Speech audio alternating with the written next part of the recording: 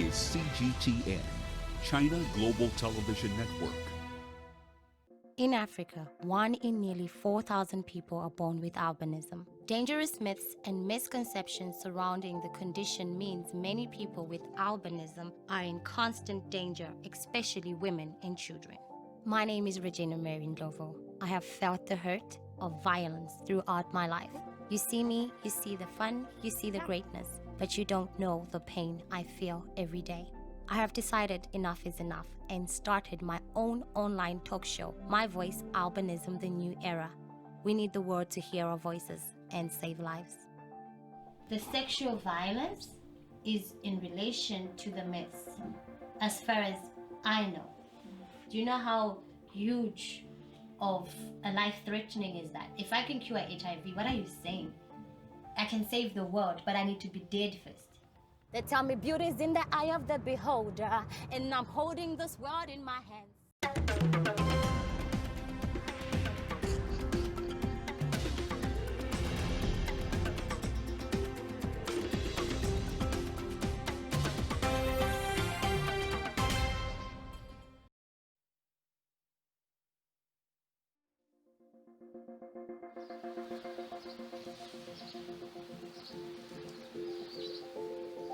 I was told that my life is a prison. Having albinism is actually being in jail, because according to history, generation before Christ, I'm not a human being. I'm a curse. I've got magic powers. I disappear. I can cure HIV and AIDS. I'm a ghost. The myths are so much. So me being in prison every day means I have no opportunity at all to get outside. It's just against life. In South Africa, there are about 1 in 3,900 people born with albinism. Many attacks on people with albinism are not reported, neither are they documented. Across 30 African countries alone, there have been 598 reported attacks since 2000, including missing persons, assaults, mutilations, rape, murder, and attempted abductions. The highest number of attacks occur in Central and East Africa. But even here in the South, living with albinism is a very dangerous life, especially for women and girls.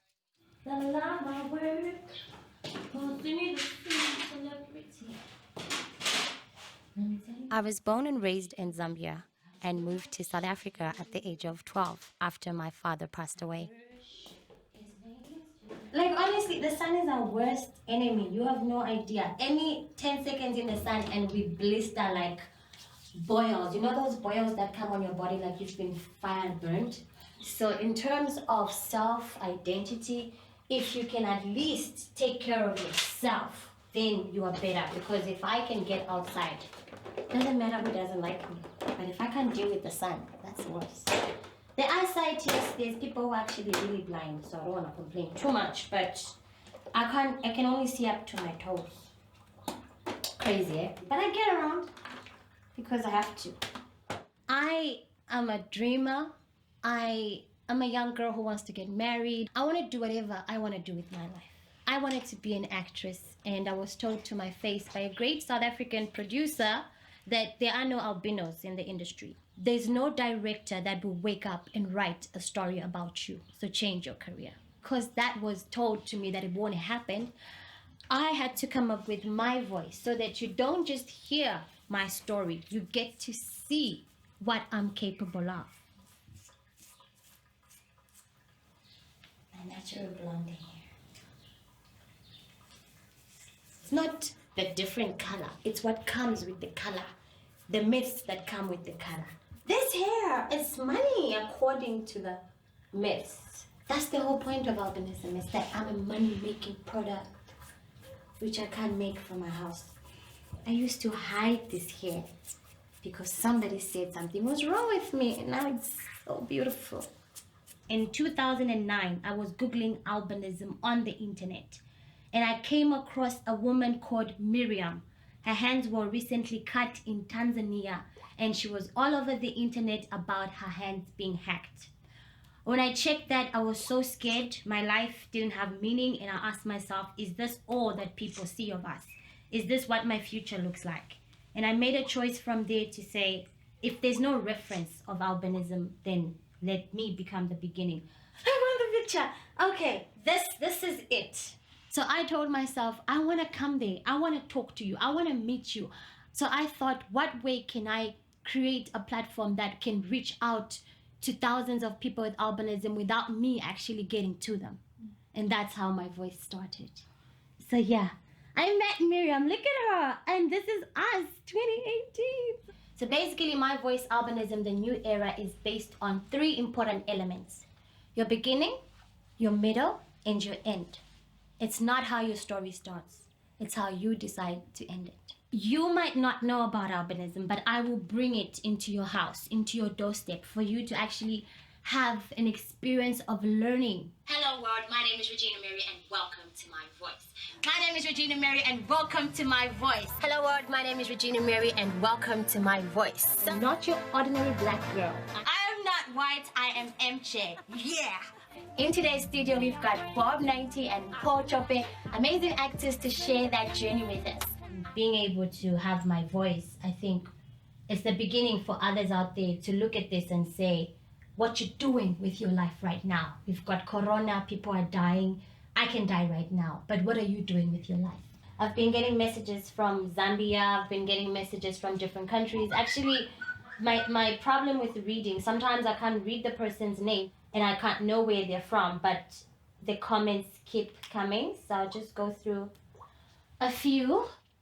Actually, let me show you how things get done. What an awesome job you all have done. So if I come here and I want to respond back as my voice, I go to my little thingy there. Hello, thank you so much for all your help, support, and comments. Please do share my voice to the rest of the world and help us keep the voice going. Thank you so much again. The truth about albinism is that when you have albinism, you actually don't know that there's something wrong with you or there's certain information that's negative. So when I walk, people would spit and they would spit in their shirts. So in Zambia, if you see a child with albinism, you have to spit in your shirt. So you don't have a child like that. So as a child, I didn't know that was different. My new episode that I'm planning on doing is about gender-based violence, and that's because I want to reflect on my own past and be able to be a voice for the broken souls out there. My family and I have not discussed these issues at all. And, yeah. That's not me, that's too much. Yeah, it was her 18th birthday. Look at my face again. No idea of sunscreen.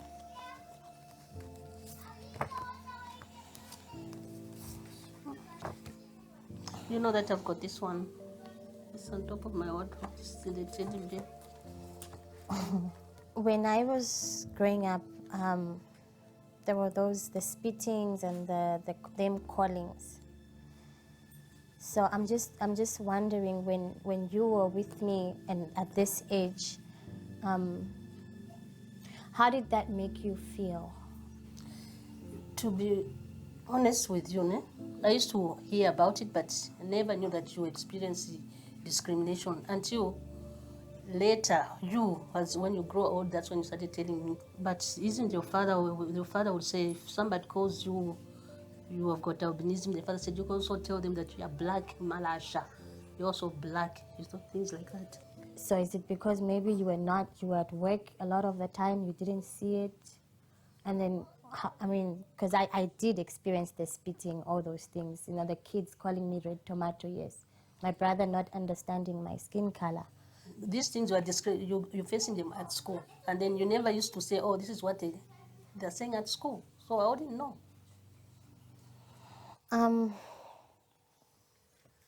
You know, the other thing is, you see, there are a lot of people actually, even in the world, who don't understand about albinism. I never understood it until when you started doing your Facebook things, people opening up. That's when I came to understand that you actually are helping a lot of people. At that time, when you're growing up, to me, it was you and me and my daughter. That's all, not about the world. Only now I understand, because I see a lot of the comments on the Facebook when people said, oh, if it wasn't for you, I wasn't going to open up. For example, me, I used to use the camphor cream to put on my face. I didn't know there's something like for sunburn or something like that. No, you are the one who actually told me about Eversun. The doctor prescribed camphor. I'm getting there. I'm getting there.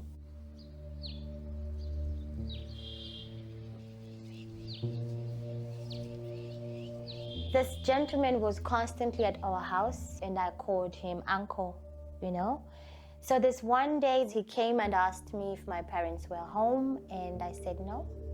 He sat down across me and said he was gonna wait. As he was sitting there, he was staring at me, maybe I can't see, but he was sitting across me. Then he said, do you want sweets? And I said, yes, I want sweets. So I went to him. As he left, I stood there feeling very uncomfortable, and I don't understand what happened because I could see what he was doing. So I went to the bathroom, I removed my underwear, and I remember I just left it right there on the floor. Was the rape in relation to albinism? Yes, because one, that's the myths around. But I really don't know if that uncle did that to an 8-year-old for those reasons. You see, or he was just another uncle who was a pervert. And then it was like at night, like really late. My mom grabbed me by my ear from the bed, like grabbed me, like pulling me, you know? And she's like, what is this? And I'm like, what is what, mommy? What is what? Next thing, she gets the stick. Oh, and she hit me. She hit me and she hit me, and I was screaming, jumping, and I didn't know why she was beating me, but I know my mother beats you like that, you've done something wrong. She went and grabbed the underwear again and said, this, here, what is this? Then I said, I don't know. I got it from uncle. He lifted me up, he put me on his laps, and then that's how I got it. After that, I was laying on a hospital bed. My dad was there. There was a doctor. The room was dark. So you don't know. And you just become bitter and you blame yourself. So for a girl who can't read, who can't write, who can't see, and who is an outcast to the community, what other survival means do I have?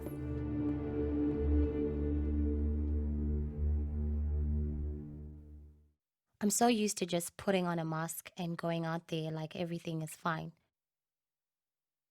But I feel it's my responsibility to be there for girls and other women just like myself. How are you? I'm good, my love. We're here at the Hands That Give charity organization that's run by Carol. This organization gives support, education, and creates awareness for people with albinism and disabilities. So unfortunately, because of the corona crisis that's happening, most people didn't show up, but Carol is here and my voice is here, and we are going to walk. Likai, we're teaching about albinism. Do you know anything about it? We are walking, so just cheer us up if you can. But teach about albinism in the community, ne? Thank you. As girls of color, we've got your Color, I got your back. Without your valor, I got you. Hello, Timalang, the guy. Hello, I got your back. Hi, Zizi. Hello, go get some cream. If I give a sure. Okay. So you're gonna do what I'm doing, okay? When we walk, you're gonna do this. You're gonna dance. You're gonna flip your hair, okay? We're gonna have fun. Are we cool? High five. Come, high five. Sure, Sunday. No more discrimination. Alala, I'll see you. Let's go. Let's go. No more discrimination. No more. No more discrimination. Come on, no more. I'm like your sister, don't push me back. So the teasing behind your back. Okay, I'm doing a female superhero. You are doing a Flash. Who's Flash and why do you like Flash? Why is the fastest guy? Fastest guy where? You. Do you want to join us to make masks? Yeah, kind of so fast. Superheroes help people, don't they? Yeah. Kiwi likes it, isn't it? Says Queen Regina Mary. Okay, we're ready. Me and Kamu are superheroes. High five. Okay, my partner here is... Francis Ndolvu, Regina Mary's bodyguard.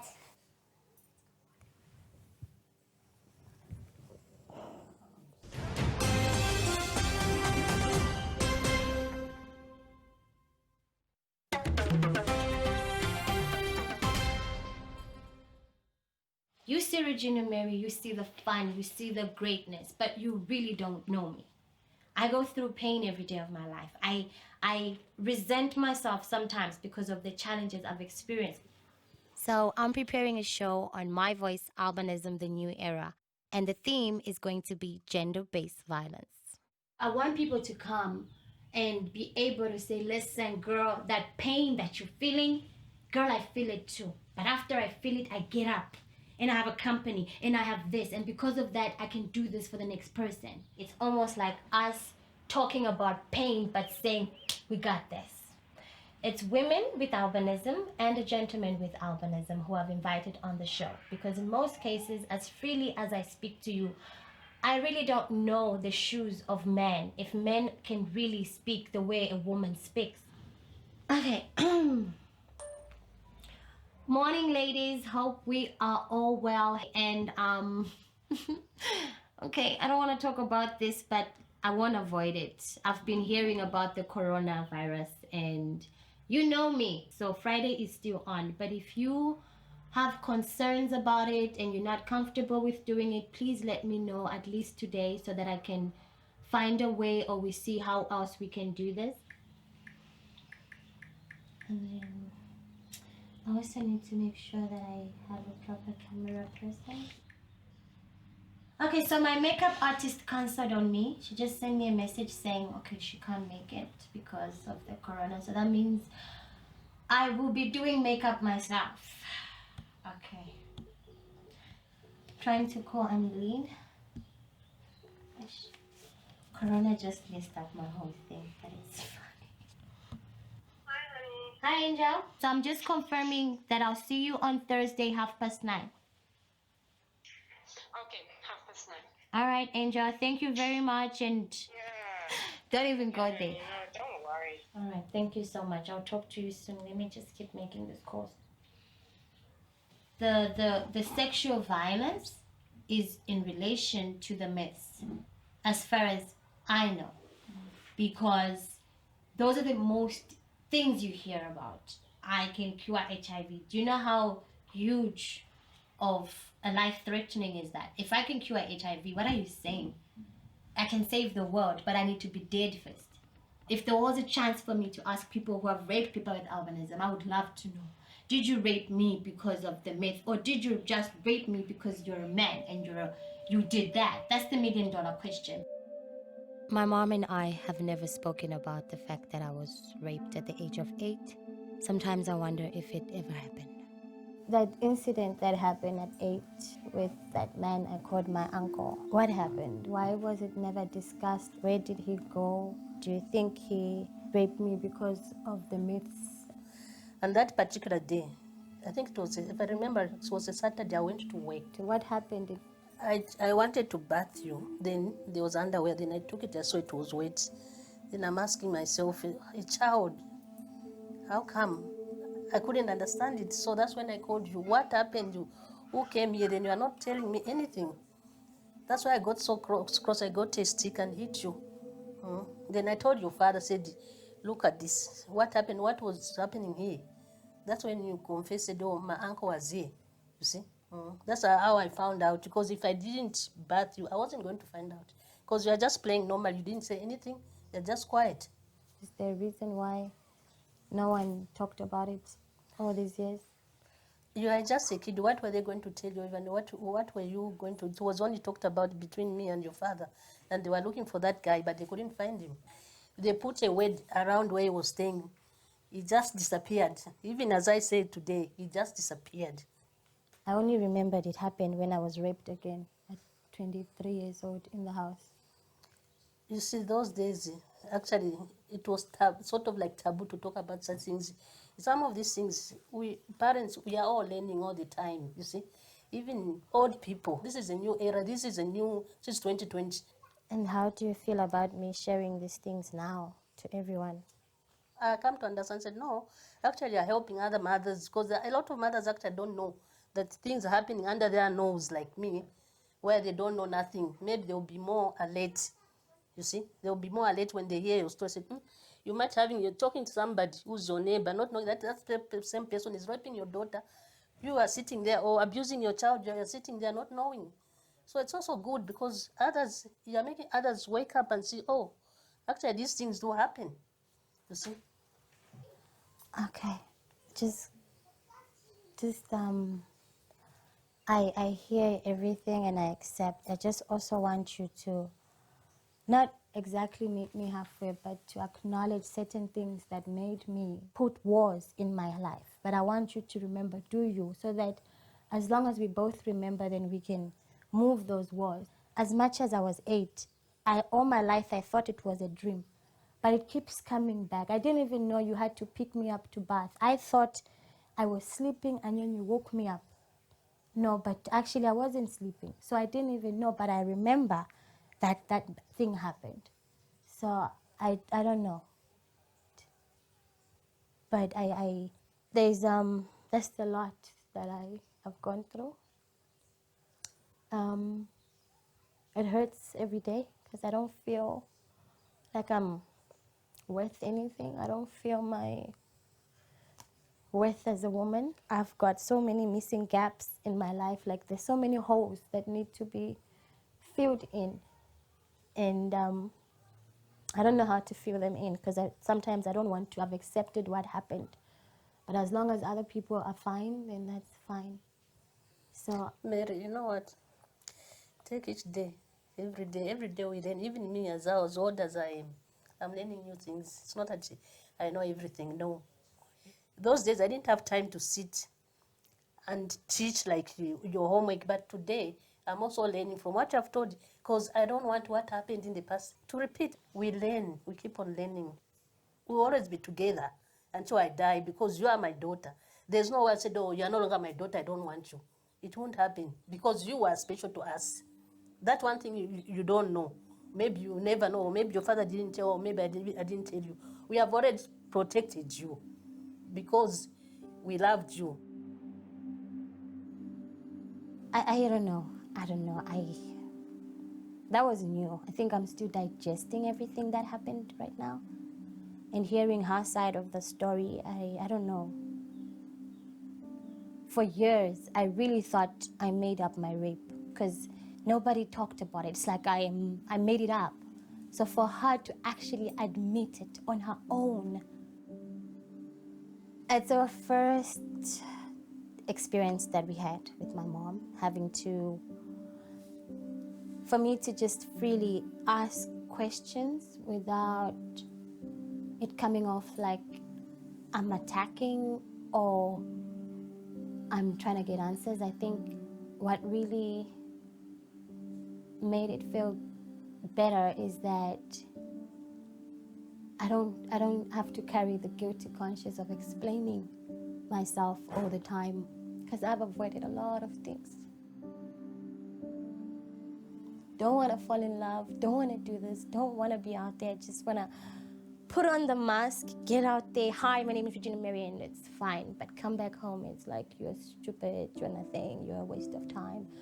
The 8-year-old Mary can now find that freedom to hold my hand and say, okay, I can let you go now. All she wanted to know is why. Why did you beat me? I'm 8. I don't know anything. And because of that beating, I kept quiet. So now that I know it wasn't because she didn't love you, it's because that's just how she was programmed to be. So now at least the 8-year-old Mary can set me free because I owed her everything. I felt like I let down the young version of me and I've never given her the peace that she needed as a child. Yeah, my emotions are a bit messed up right now, but a big part of me feels like that freedom I was longing for is there. I need to try and move on with my life. That's why my voice talk show is so important to me. I'm on my way to Anneline. She's my best friend, and she will be on the new episode I'm recording. Yay! So good to see you, honey. Let's go inside. Come through, honey. Thank you. Hi. How are you? Fine. Hi. Where do I sit? I don't know where to start, but firstly, I want to say thank you for that because it means a lot. You're welcome. I know that you have experienced different types of gender-based violence in your own. Mine has been sexual and everything like that that leads to sexual violence, but yours has been more physical, right? I think it's also harassment because you have to deal with telling someone, stop that, I don't like it. And if you talk and if you don't talk, it's still an issue, you know. You get people that they think they have a right to touch you and put their hands on you. And you don't know this person and you don't know where their hands have been. People are listening to us right now. They just see this girl with albinism and they're wondering, shame, but they really don't know who you are. You are the founder of #ProudAlbinism. My mama got my back. She's the reason why I have this foundation today. #ProudAlbinism, my initiative. She's the whole reason behind it. You know, growing up as a child with albinism, she made sure that at school every year I sit at the front desk. Is she around? There she is, Mom. How are you? I'm okay, my baby. Love you so much. Love you too, mommy. Thank you. I'm here and I didn't say I'm anything. happy to see you, my baby.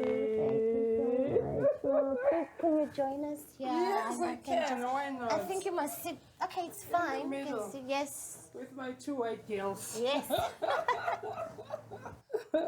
Wow. And we're just celebrating you right now. She talked about everything that she is. You know, she's an amazing young woman. She does a lot of things. And she was just saying how you are the reason why she's here. You know, when you are a mother, you're giving birth to a child who has albinism. Take good care of her. Do what is best for her. Tell her that she's the most beautiful girl. That's what I told my little girl. So we're just talking about that, the violence that women are facing, but in this case, women with albinism. So we're trying to break all those silent voices with women to say, we have to stand up, we have to talk about this, we have to find ways that tomorrow when mommy is not here, you don't have to worry to say, what will happen to my child? Because I won't be around all the time. Exactly. You're going to fight for yourself, yes. Yes. Thank you. I'm so happy, sis. Thank you. They tell me beauty is in the eye of the beholder, and I'm holding this world in my hands. I'm beautiful, smart, my body's on track, mirror widen your wings, cause I just can't get enough of my albinism. Mirror, mirror, mirror in the world, cause I just can't get enough. Yeah. I'm stressed about Friday. Not exactly I'm gonna be positive because end of the day, it's the negative thoughts that make me not do anything. So I already have my designer who put out, so that's one, check, gone. I still got a smile on my face. The makeup artist put out, gone, cool. I'll be doing makeup for everybody while I do it to myself. Yeah, my guest is not picking up, check.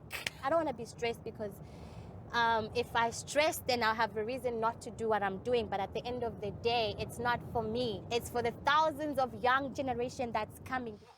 That's why it's very important that I have this episode of My Voice, Albinism, the New Era. Even if I don't have people, even if I don't have a studio, I don't have a camera, I will not give up. I will make it happen. Tune in next week for part 2 of Born Survivor. Gives them the shivers. When I walk, they can't help but stare at me. I can pay attention like them fans. They tell me beauty's in the eye of the beholder, and I'm holding this world in my hands. I'm beautiful, smart, my body's on track, mirror widen your wings, cause I just can't get enough of my albinism. Mirror, mirror, mirror in the world, cause I just can't get enough. Yeah, that's the truth.